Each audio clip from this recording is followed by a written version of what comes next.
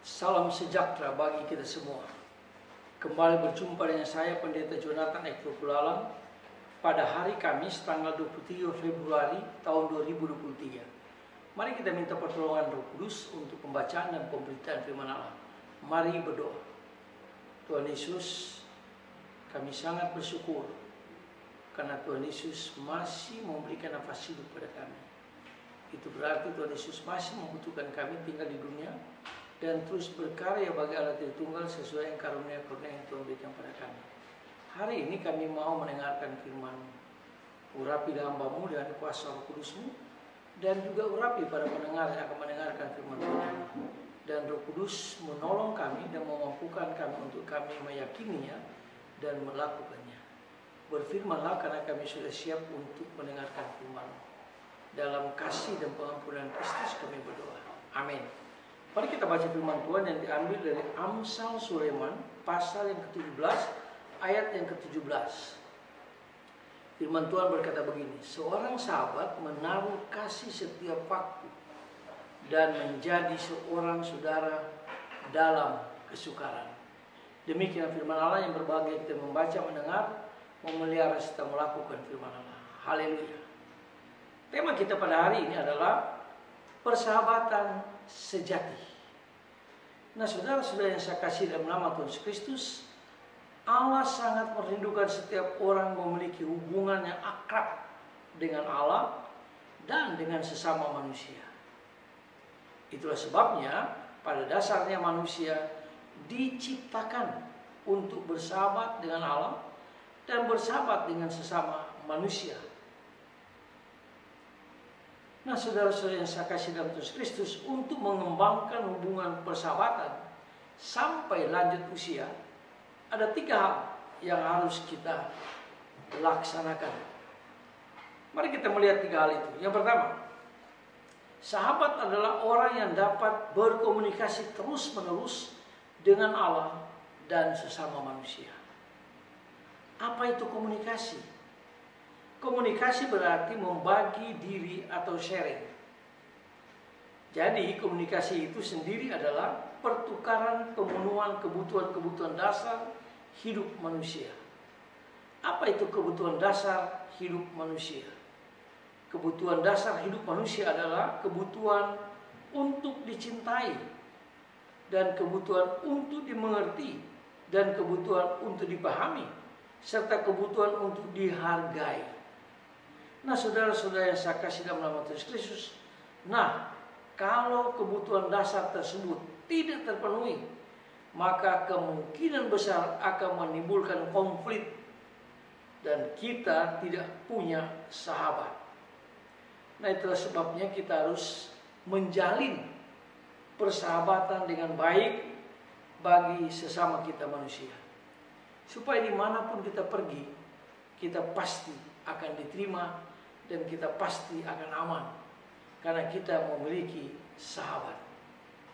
Yang kedua, sahabatlah orang yang dapat menyimpan dan berbagi rahasia. Sokrates mengatakan sahabatlah dirinya yang kedua. Apa artinya itu? Artinya orang yang dapat dipercayai. 2 Timotius pasal 2 ayat 2 mengatakan, apa yang telah engkau dengar daripadaku di depan banyak saksi, percayakanlah itu kepada orang-orang yang dapat dipercayai, yang juga cakap mengajak orang lain. Jadi sahabat itu orang yang dapat kita percayai dan menyimpan rahasia. Nah, kita melihat kepahitan merupakan penghalang terbesar terhadap persahabatan dengan Allah dan dengan sesama manusia.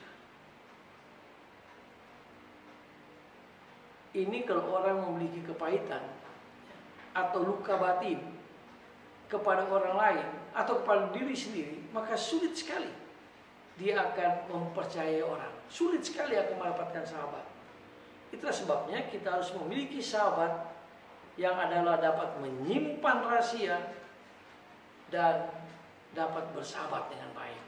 Itu penting sekali bagi seorang yang mau bersahabat dengan orang lain. Yang ketiga, sahabatlah orang yang dapat bekerja sama dan saling menolong.